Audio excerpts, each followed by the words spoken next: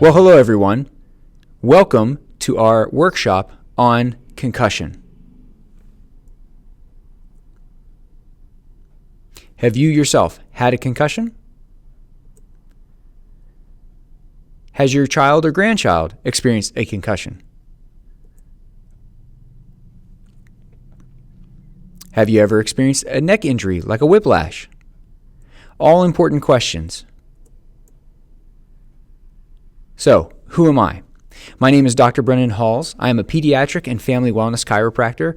I own Connection Chiropractic here in Wheeling, West Virginia. I've been in practice for 8 years, and the reason we're talking about this is because I am fascinated by this topic, and I think it's an incredibly important topic to discuss, and hopefully by the end of this presentation, you'll think the same.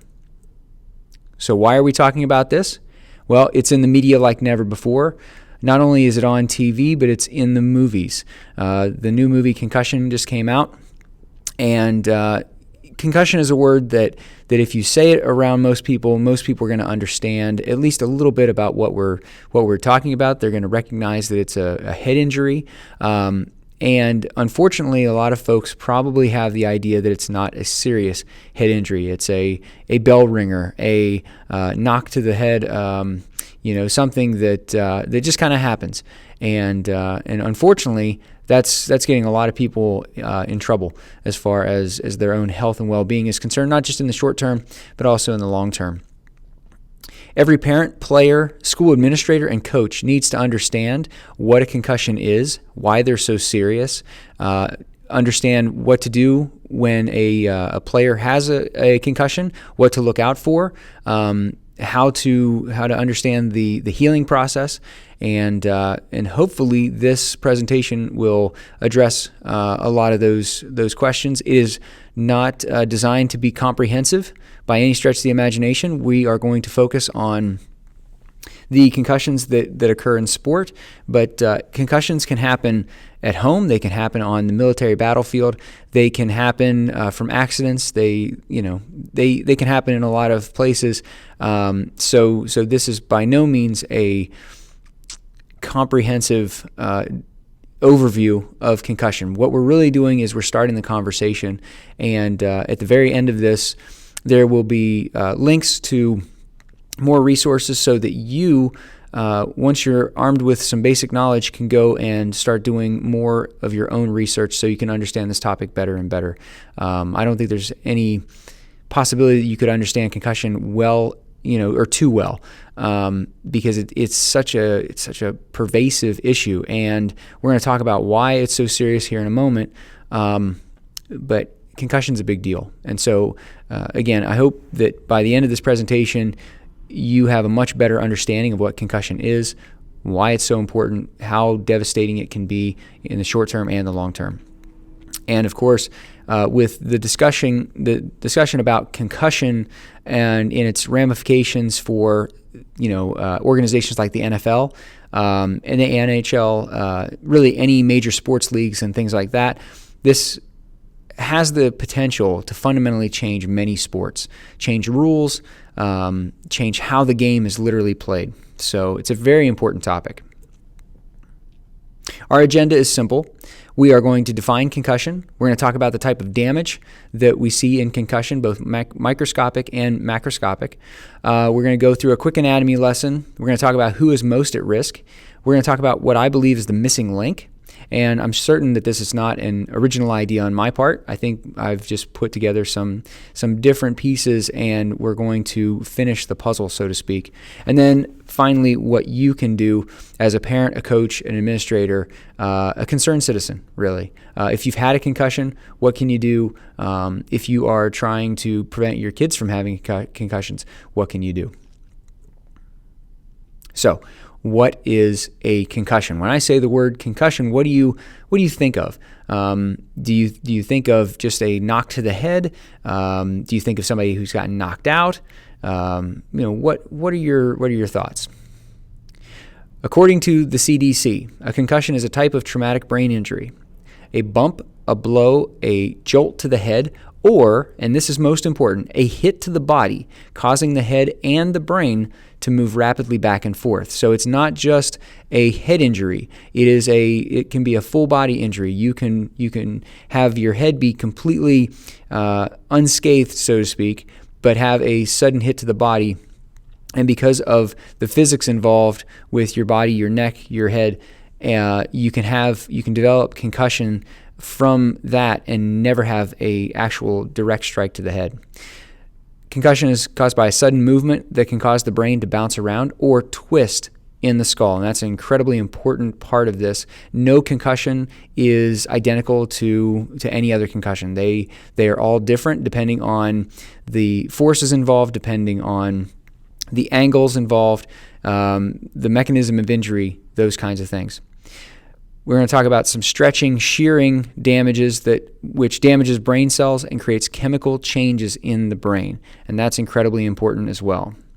Now, there are going to be videos throughout this presentation, and you can watch them in the presentation itself. We're gonna watch them as we go through the presentation, but we are also going to have links to these videos so that you can watch them in YouTube on their own. Without having to watch them in the presentation if you choose not to. If you want to watch them, at a faster speed or something like that, that's totally fine.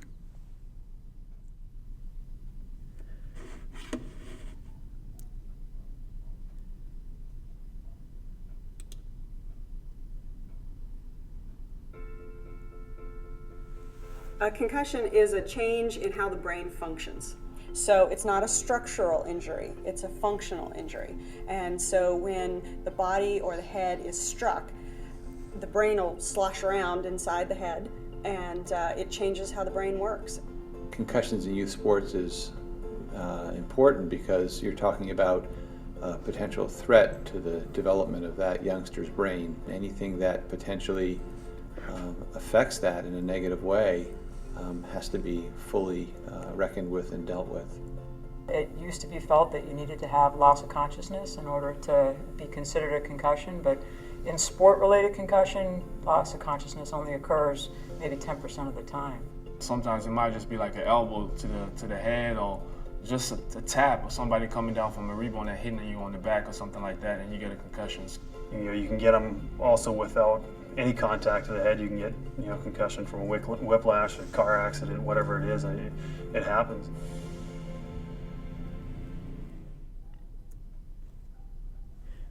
Okay, just very quickly, some statistics from a study that is ongoing from the NCAA. I think it's important to understand that concussion is not just a football issue. It is overall sports, and not just contact sports. Really, soccer, for example, women's soccer is the most common cause of concussion for girls, and a lot of times, at least personally for me, I don't think of soccer as a contact sport. And so it's important to understand that the concussions can happen all over the place. It's not just a football issue. It's not just a hockey issue. Concussion is a issue for all sports. And the NCAA is doing a lot of great research. But I think that a couple of highlights here, 30% of the concussions studied are in females. Also, it's important to understand that concussion is, again, not just a athletic endeavor. American service members have suffered more than 320,000 brain injuries since 2000, and more than 80% have occurred outside of combat. And overall, it's estimated that between 1.6 million and 3.8 million recreation-related concussions occur annually nationwide. So this is a very, very big problem. And whether you are an athlete, a parent, a coach, it's important to understand that concussions have wide-ranging effects. So we're going to look at those next. So what are the symptoms of a concussion?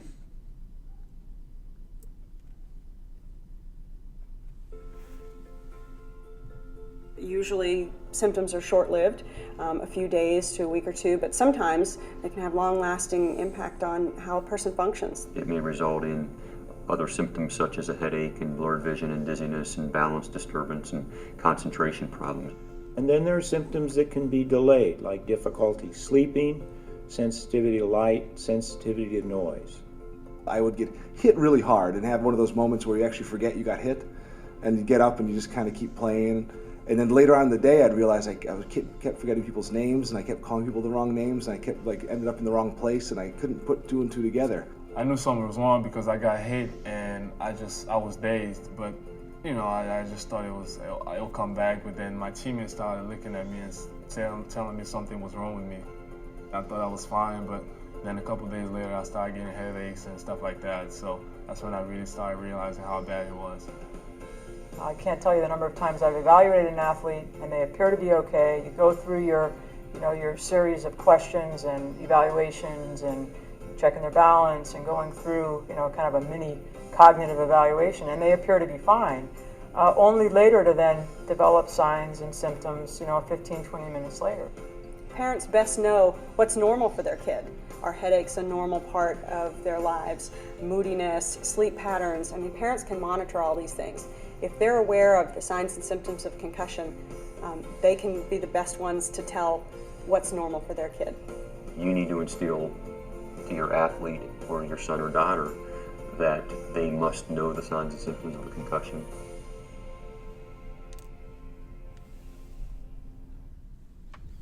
I couldn't agree more. It's absolutely critical that parents and coaches and again, school administrators and everybody and players know about concussion. I have one quick disagreement with that video, and when Dr. Gilchrist says that headaches are normal, headaches are never, ever, ever, ever normal. They might be average. They might be something that your kid is dealing with before the concussion, but they are never normal. It is never normal to have a headache.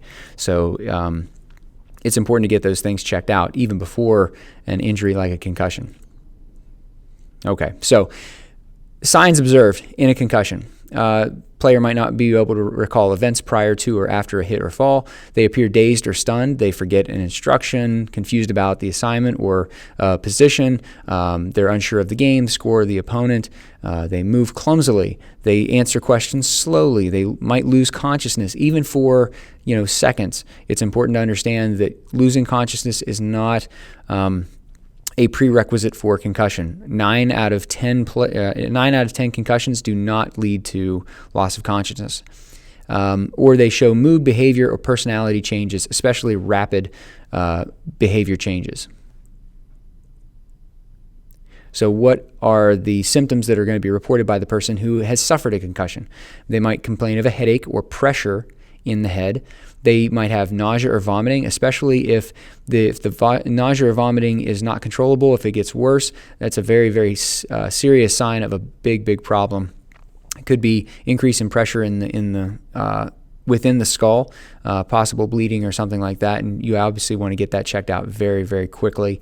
It's important to understand, and I believe that there's a video later on that talks about this, but it's important to understand that when you are evaluating for a concussion, you want to evaluate immediately after the injury, but you also want to check that player 20, 30 minutes later and evaluate them again. Ask them the same questions. Make sure that there hasn't been a shift in, again, their mood, their behavior, their personality, their ability to answer those questions, things like that. They might experience balance problems, dizziness. They might have vision issues. They might be bothered by light or sound. They could feel sluggish, hazy, foggy, groggy. They might be confused or have concentration or memory problems. They're just not feeling like themselves. So why is concussion so serious?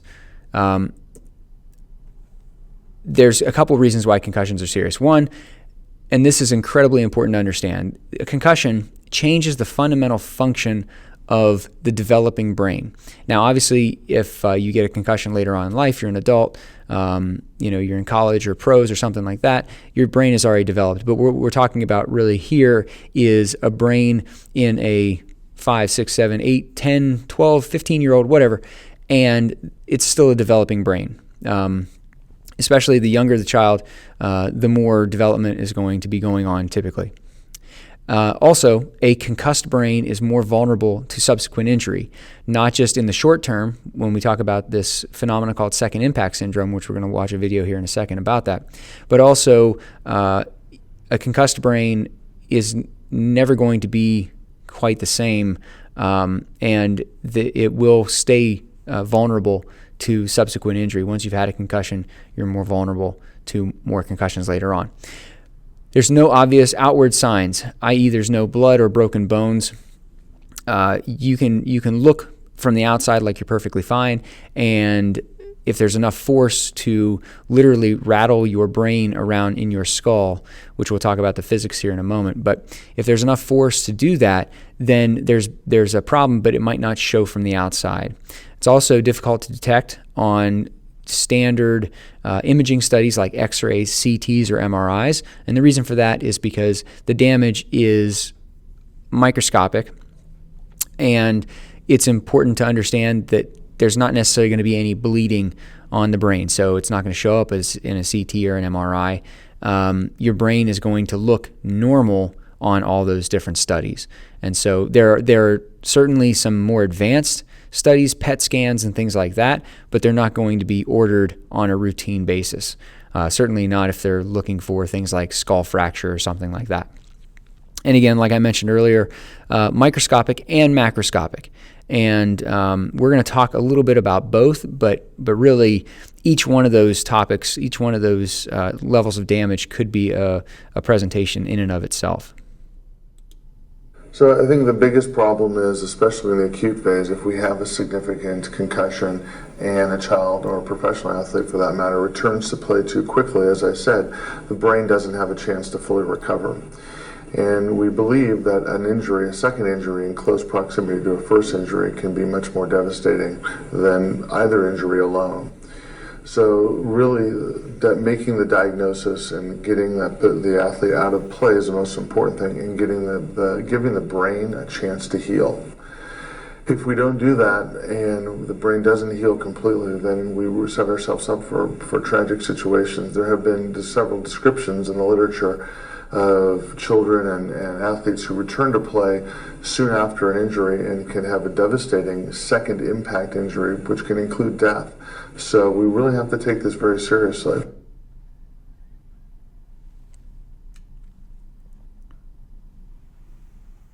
Okay, so again, it's incredibly important to recognize the signs of a concussion and make sure that player sits out until they can be further evaluated.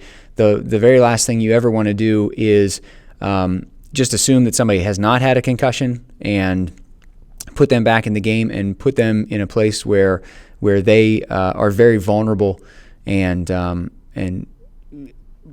second impact syndrome, even if it's not fatal, is incredibly devastating and has permanent effects that will debilitate somebody for the rest of their life. So it's incredibly important to be overly cautious when it comes to this. Okay, so now we're going to talk about some basic anatomy, and I think it's very, very important to understand a few of the key ideas about your anatomy and your skull. This is not going to be comprehensive at all. You could spend hours and hours and hours just watching anatomy videos on YouTube, which we're going to include some of the ones that you can check out in the playlist for the resources and everything. But we're going to talk about a couple of key ideas. One, your brain floats in your skull, and it floats in cerebrospinal fluid. And so that's incredibly important. Your brain is floating around in your skull. It's not just kind of sitting there. There's no empty spaces in the body anywhere, and especially in your brain and around your brain. Not only is there cerebrospinal fluid, but there's layers of support tissue. Some layers are more supportive than others. And to illustrate that, we'll take a look at this picture. Also, by the way, of course, all the diagrams and all of the videos in this presentation are taken from Google and YouTube. I claim no copyright or anything like that on them. They've all been from other sources. So hopefully that's fair use and everything like that. But here's what we see on this particular picture.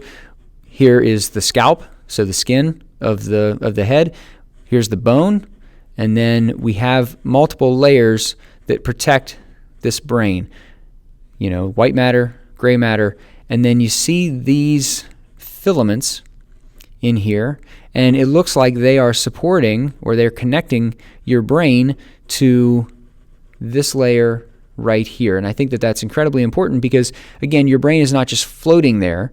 It is supported by all of these extra tiny but important connections. And so if there's enough force in that injury to cause your brain to literally shift in your skull, obviously there's going to be a lot of damage to the support tissue as well. Okay, and this is another illustration just showing some of the other types of connective tissue, the other types of support tissue that are around your brain that help to support it in your skull. It's not important really what they're called. Just understand that these fins, essentially, of support tissue, your cerebellum sits underneath this layer here, and then the two halves of your brain, the cerebral hemispheres of your brain, sit on either side of this middle piece. And so really, again, if there's enough force to shift your brain in your skull, we have a lot of deformation of these tissues, and it's important to understand how your brain is supported in your head. Okay, this is the only video that actually shows a real brain. So if you're at all squeamish, highly recommend that you don't necessarily watch this. It's not too terrible, but it is a fresh brain out of a freshly autopsied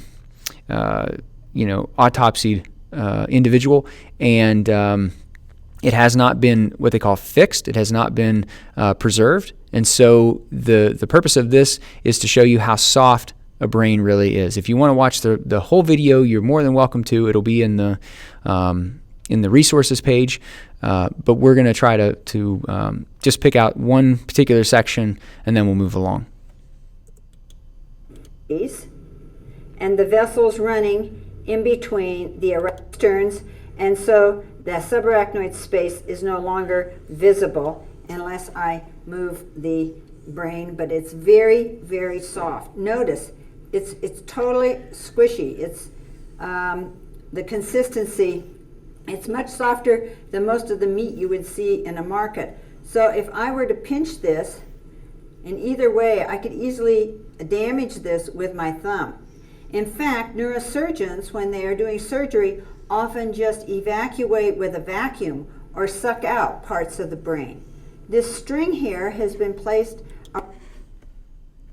Okay, that's enough. Like I said, if you want to, you're more than welcome to watch the whole video. I highly recommend it. It's incredibly informative. She does a great job. So the next part, who is most at risk? Well, I think it stands to reason that younger athletes are going to be more at risk than older athletes, and for a lot of reasons. Younger athletes have less body control, they have less body awareness, they have less muscle strength, and they have less stability in and around their spines and all of the supporting tissues for their skulls and everything like that. Again, they also have a developing brain, and that's incredibly important to understand that your brain goes through a rapid phase of development early in life, and then things slow down. And so if you damage the brain early on, then you have the possibility of much longer lasting issues.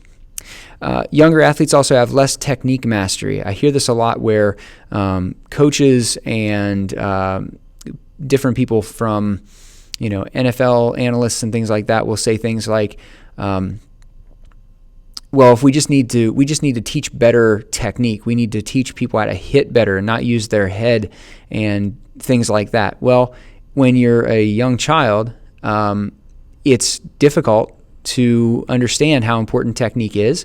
Even if it's drilled into you, it's still difficult to understand how important technique is.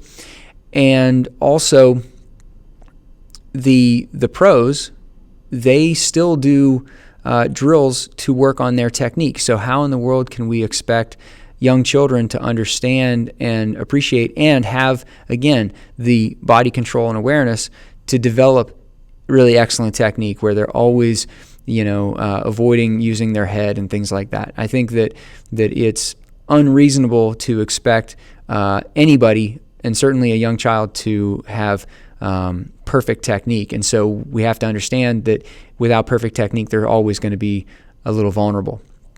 And then the most important thing, and the thing that we are going to really talk about that I think is going to be a new concept, is that I submit that these children are already compromised before they ever step onto the field of play, before they ever put on pads, before they ever get hit, that they've already had some kind of damage done to their spine, which makes them more susceptible to concussion. Okay? And of course, older athletes, well, I would say that they are damaged as younger athletes. Most people are not capable of just going from not playing to college or pro level. They have to come up through the ranks. In football, it's Pop Warner and other early development leagues like that. Well, if the damage is done when you're a young child and you continue to play and you continue to get hit and all those kinds of things, you're going to accumulate damage after damage after damage.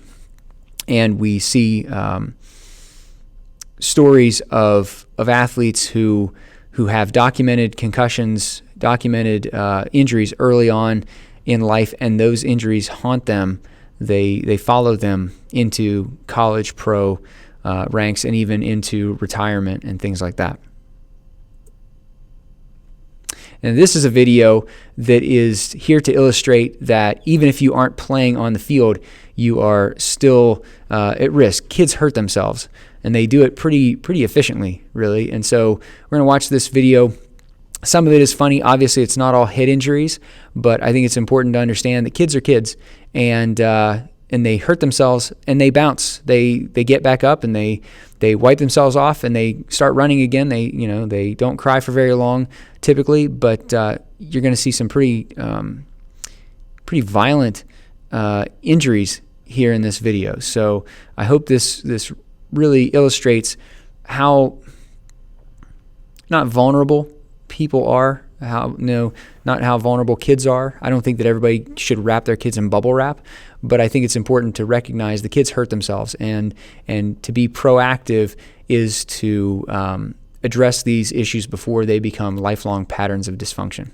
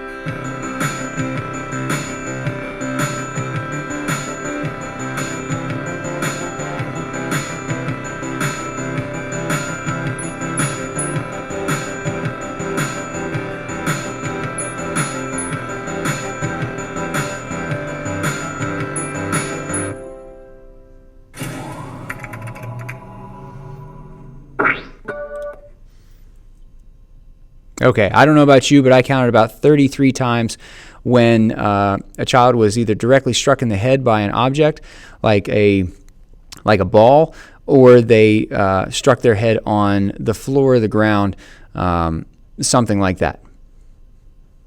Now, this video is among probably hundreds of other videos that you can find on YouTube, is showing some hits in Pee Wee football. Again, this is not an indictment against football by itself, but it's important to understand that it's not as if these kids aren't hitting each other, and even though they have small masses compared to, say, a 300-pound lineman, they also have less body awareness, less body control, less technique mastery. Their muscle stability and strength is much, much lower. And so there are some horrific hits in this video that I think really illustrate well the damage that these kids can do, even though they're little.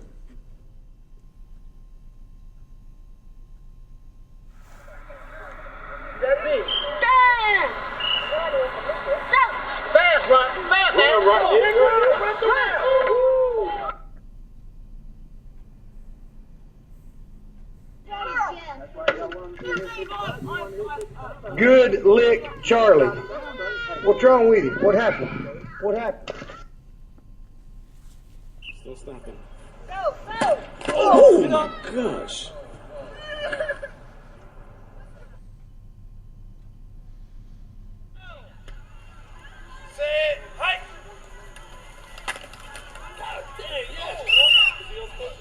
You all right?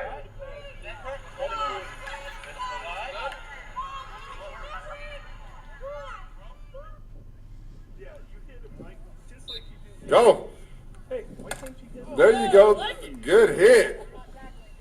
Nice, guys. Good. You're right.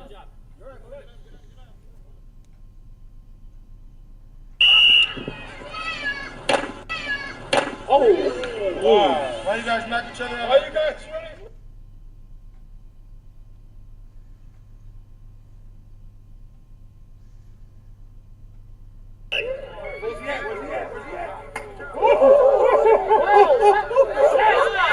Yeah, man! Woo! Woo! Woo! Yeah, man!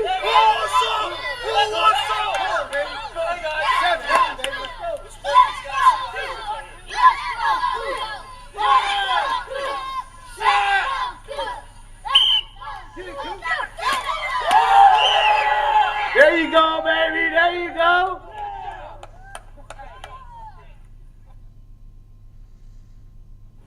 You should never stop running. Go.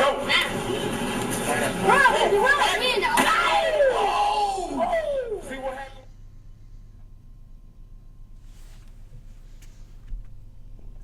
Okay. And again, obviously those are some extreme examples, but once the damage is done, they can talk about technique all they want, but those kids who hit just right at the crown of their heads, I would be shocked if they didn't have some significant injury.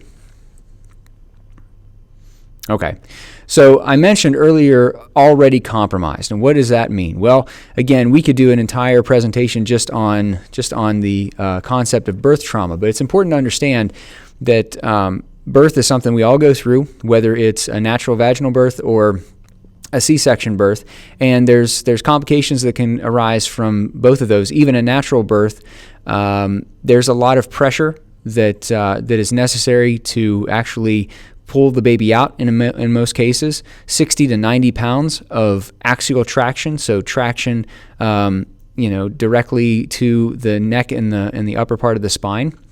For those kids, if they are pulled out by their head so that the shoulders can be delivered. If they are born via C-section, maybe they're pulled out by their arm or their leg.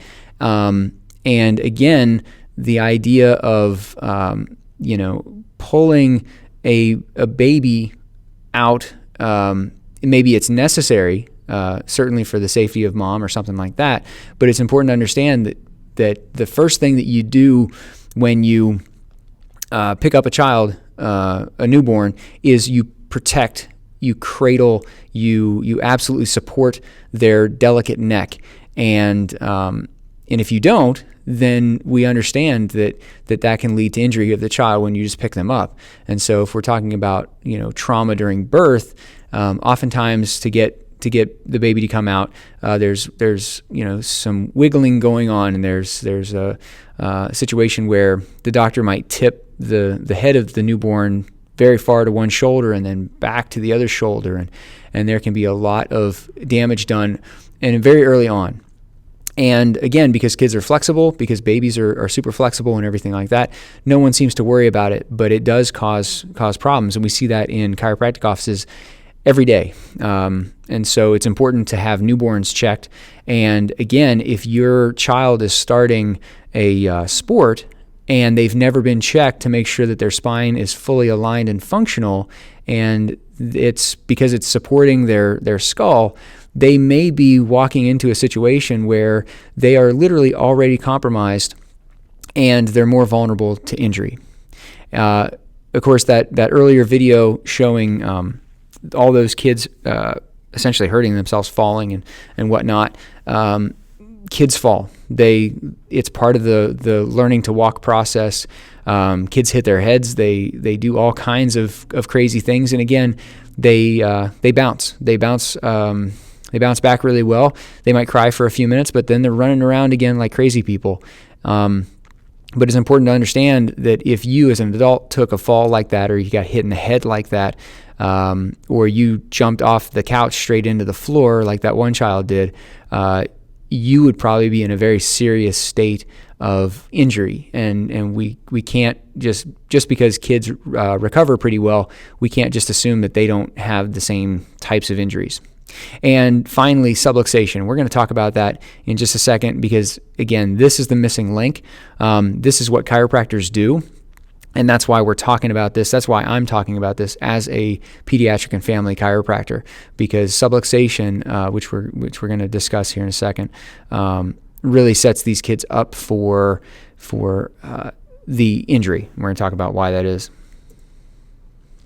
Okay, so one of the other things we have to understand is that in the process of, if there's enough force for the brain to literally shift its position in the skull, and especially with all the cerebrospinal fluid that cushions it and everything like that, we have to understand that your skull is connected to the rest of your body via your cervical spine, and your cervical spine is damaged in a situation like that. In fact, the CDC contends that any damage to the neck or the head can constitute a concussion in many, many cases. And so it's important to understand that it's not just a head injury. It's also a neck injury. And I asked very early in this presentation, whether you had a whiplash. And if you've had a whiplash, you have, by definition, had enough force to create a concussion. So there's a lot of folks who are walking around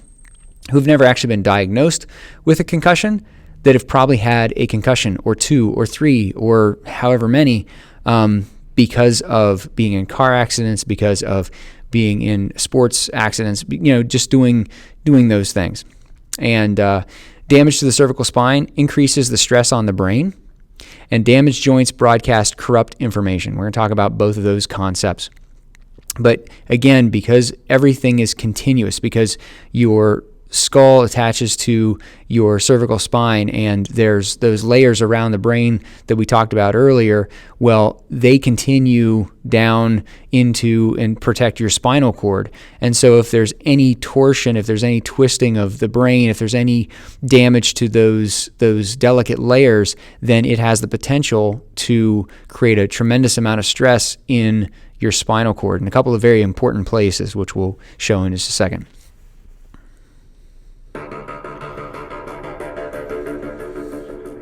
This is another great video, and we are going to find a particular place in it.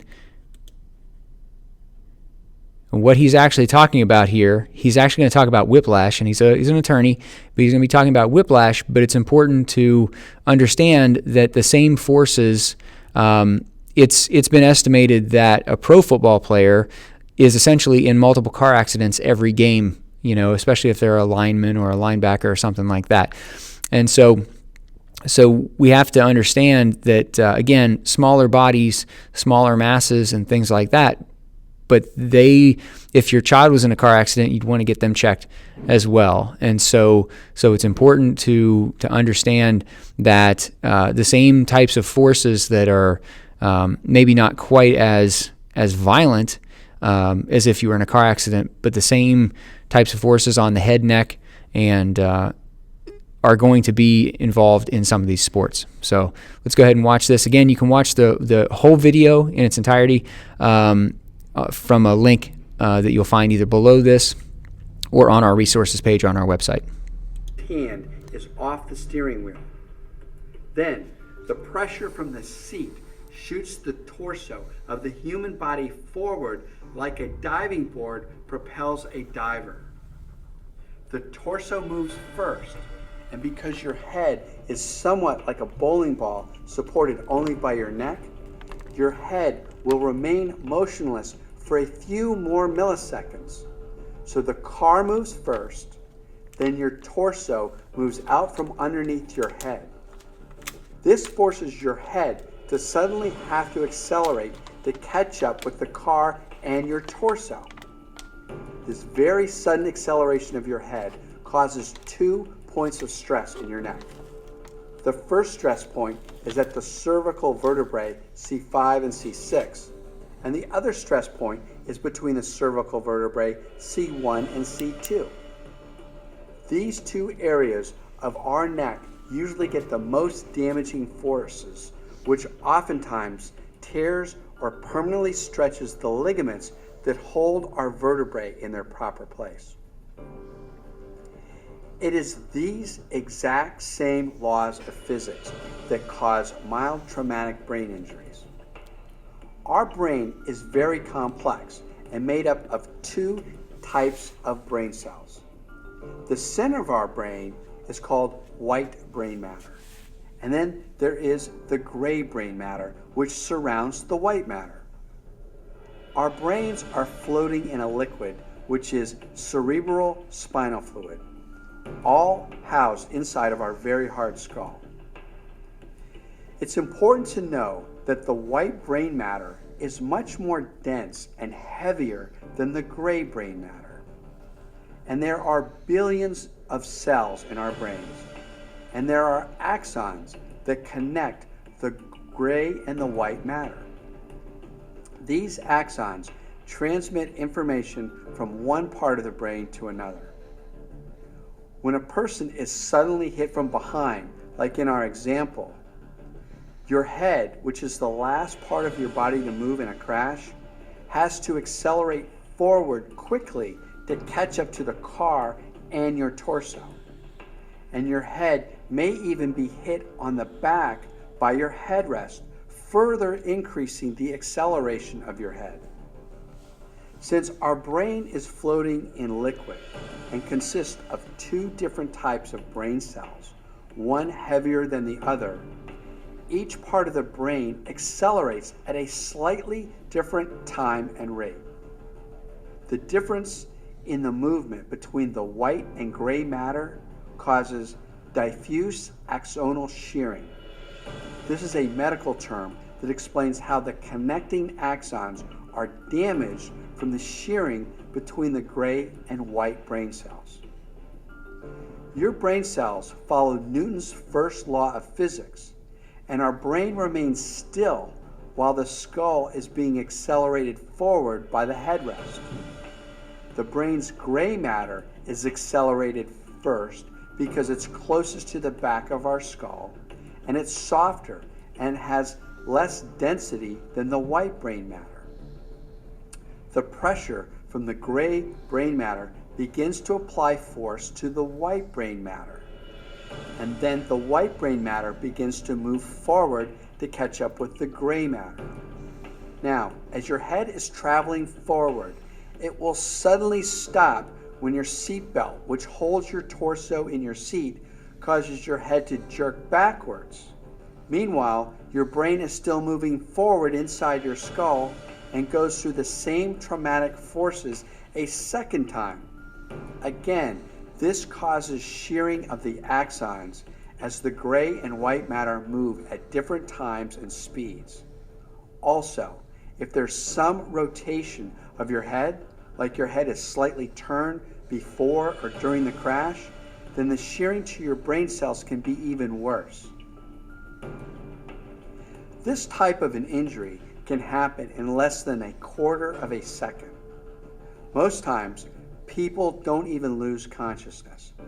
They may not even have a bump on the back of their head, but they may feel dazed, groggy, confused, agitated, or experience many other feelings from this traumatic brain injury. Unfortunately, many mild traumatic brain injuries go undiagnosed. It is not uncommon for people to feel an adrenaline rush to the bloodstream, and due to the chaos associated with the crash, they may think they're okay and not seek immediate medical care, even though they have just experienced a very life-changing injury. In my experience, the injured person usually is the last one to realize or know that they have suffered a mild traumatic brain injury.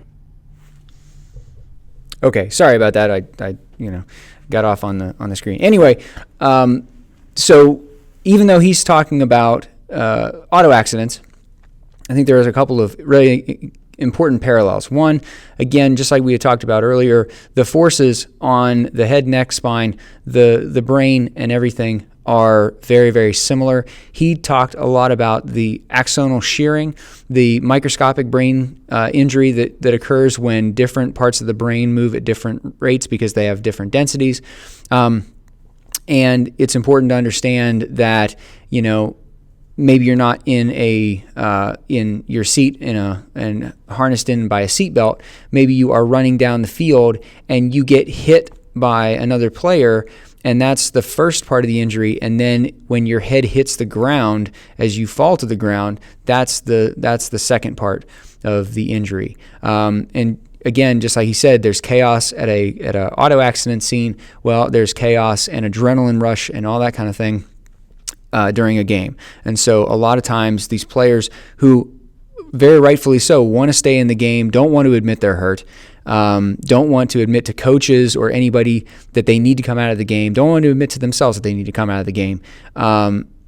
We as parents and administrators and spectators and coaches certainly need to be able to recognize the signs so that those players can be protected and they aren't susceptible to further injury because no one did anything. Again, I highly recommend you watch the rest of all these videos that we're kind of picking and choosing from, and they will be in the links or the description below.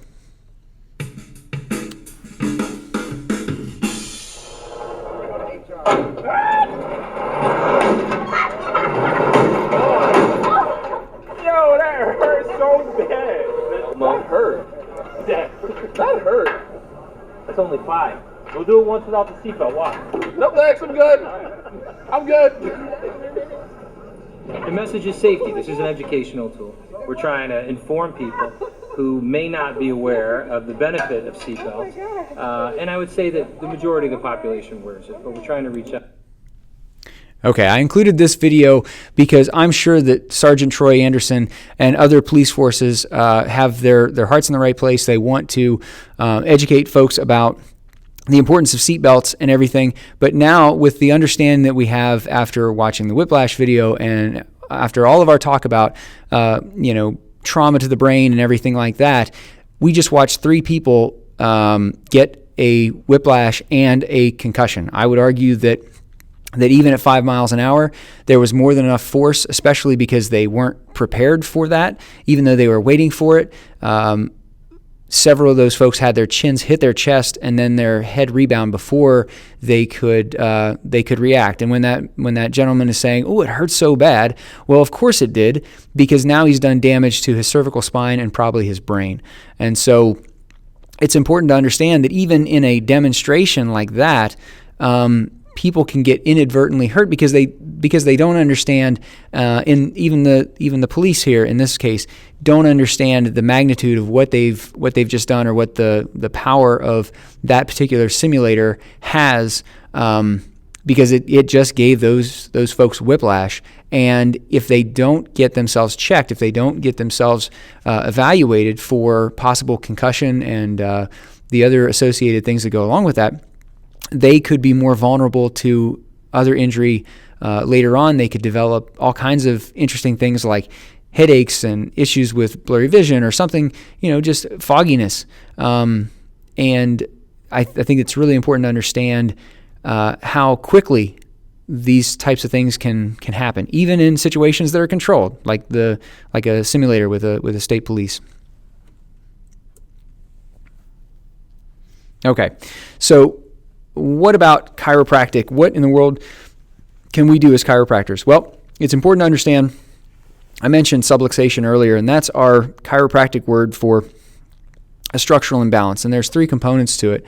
There is a neurological component where the neurology, the signaling between your brain and the rest of your body has somehow been altered, been interfered with, been disturbed by the loss of proper alignment in between the joints of your spine somewhere, and a loss of proper motion. So there's 3 components. There's loss of proper motion, there's loss of proper alignment, and along with that goes the stress to the nervous system. And the problem with that is that it makes injury more likely. It also decreases proprioception. And proprioception, the easiest way to describe proprioception is it's one of the senses that you don't know you absolutely have. When we think of our 5 senses, when we think of our senses, we only think of 5. We think of sight, hearing, taste, touch, smell, right? But you actually have a lot more senses than that, one of which is proprioception. Your ability for your brain to recognize where your essentially the rest of your body is in space. It's the way that you're able to close your eyes and take your hands and meet your index fingers back behind you without seeing them. It's the way that we can close our eyes and know where our foot is in space and things like that. Well, if you have subluxation, you by definition decrease proprioception. And the problem with that is there's another thing called nociception, and nociception is the opposite of proprioception. It is the irritating, stressful signal, kind of like static on a phone line, or fewer bars for your cell signal. The message might still get through, but it's interfered with in some way. It's garbled. It's dysfunctional. And because of that, the response time for the muscles and response time for the rest of the structures of that support your spine can be less, because it takes longer for the information to get up to your brain, and your brain to process that information and then do the appropriate thing, tell your muscles to do the appropriate thing. And that's why things can happen so quickly. Again, with a structural imbalance like a subluxation, you lose structural integrity, and that leads to the increase in severe injury. If you're already injured and you injure yourself again, just like if you injure your ankle and you have an ankle that is not moving correctly, and then you sprain it again, you're more likely to have a much more severe injury, because the first one wasn't healed, it wasn't dealt with properly. And frankly, chiropractic and chiropractors are the only folks that are trained to look for these subtle misalignments. These they're not going to necessarily show up in they show up on X-ray, but only if you know what you're looking for. And we could talk about that more. I won't go into the depth of that. But there's other ways to detect subluxation. We have some of those in our office, and other chiropractors do as well. So if you are not getting checked on a regular basis. If you've never been to a chiropractor, if you want to get your child evaluated and you don't live close to us, then please reach out to us and we will help you find a chiropractor that can help. Because if your child, if yourself, if you are dealing with these issues and you get injured again, that's a major problem, and you can set yourself up for lifetime dysfunctional patterns that, maybe they don't cause pain all the time, but they decrease your quality of life and your potential. And we don't want to see anybody go through that. So, especially when things could be corrected with gentle adjustments to the spine, because we're the folks that are trained to know where to look for those and to be able to address them.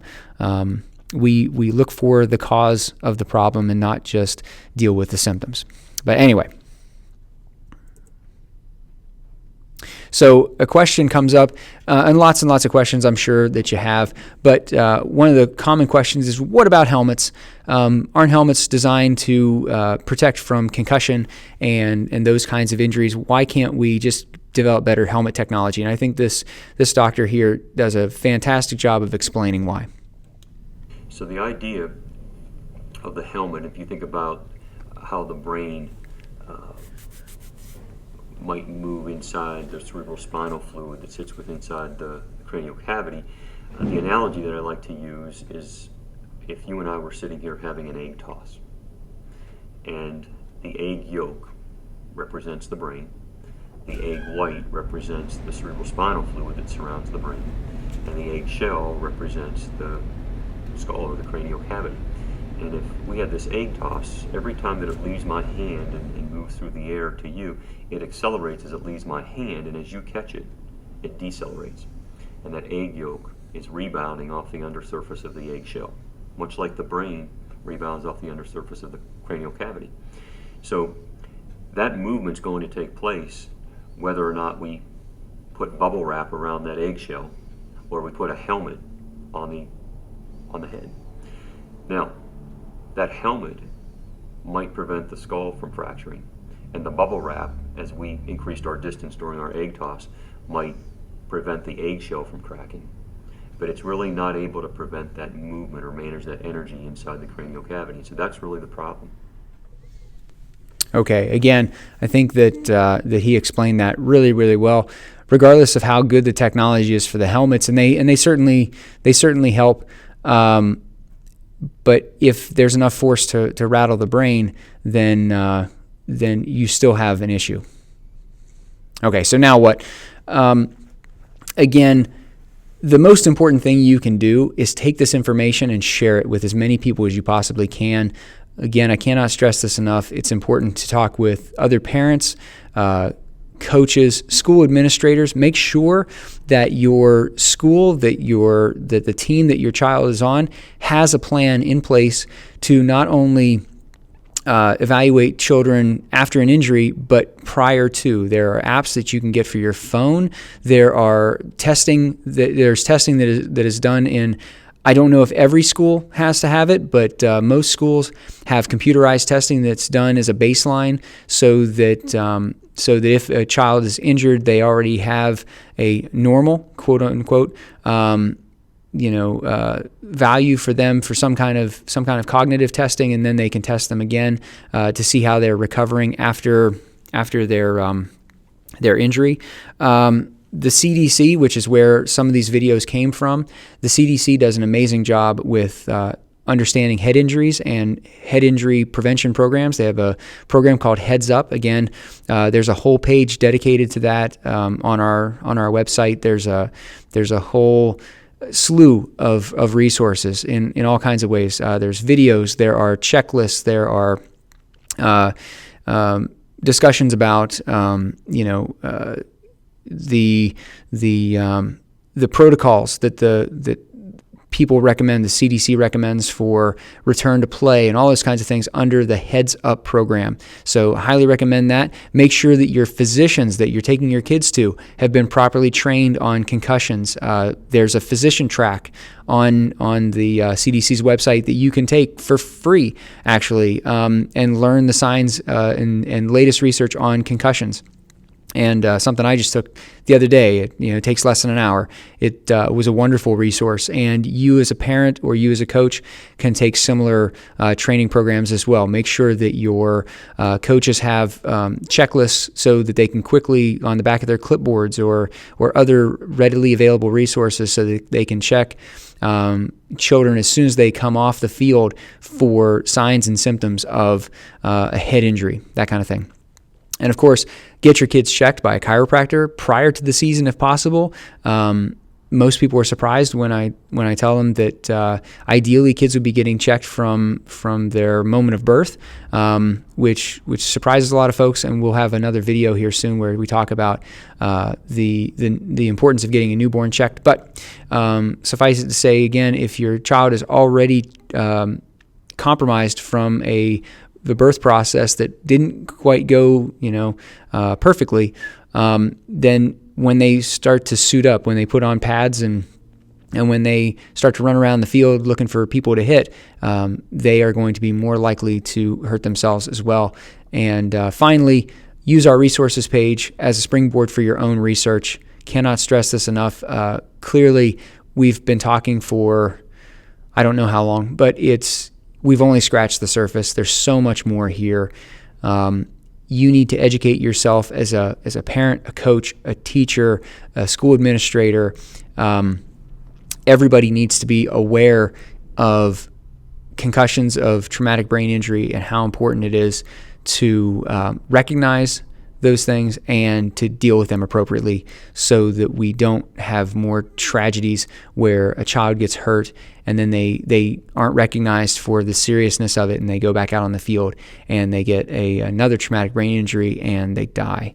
And that's in extreme cases, but it's a very real possibility if these issues aren't dealt with properly, if the kids aren't given enough time to rest their brain and to heal, and most importantly, to get those structural imbalances checked and adjusted if necessary, so that they can be strong again, so that they can be fully aligned again, so that they can have full use of their spine and nervous system, and by definition, the rest of their body. So I really thank you for taking the time to watch this video. I know that I've been talking for a long time, and so hopefully you've gotten a tremendous amount of value out of this. If you want to contact me directly, you're certainly welcome to get more information or all of that. The contact information for myself, my office, is going to be, if you're watching this on YouTube, it'll be in the description below. If you're watching this from our resources page, you'll be able to contact me directly from that page. And if you have any questions, please reach out. I'm learning myself all the time. I'm a complete geek when it comes to this particular subject, so I'm always open to learning more. If you have other resources that you think are really great, please send them my way. So again, thank you for taking the time to watch this. Please share this information with as many people as you possibly can. Remember, even if you have kids that are out of the house and they're grown and they haven't played sports in years and years, it's important to understand that the damage from these kinds of issues can last the rest of somebody's life if they're not taken care of properly. And also, your grandkids, your neighbors' kids, kids in general need to know this information. They need to have somebody looking out for them so that they don't get hurt on the field. And when they do get hurt, they can recover as quickly and as thoroughly as possible. So again, thank you so much for watching, and we'll see you very soon.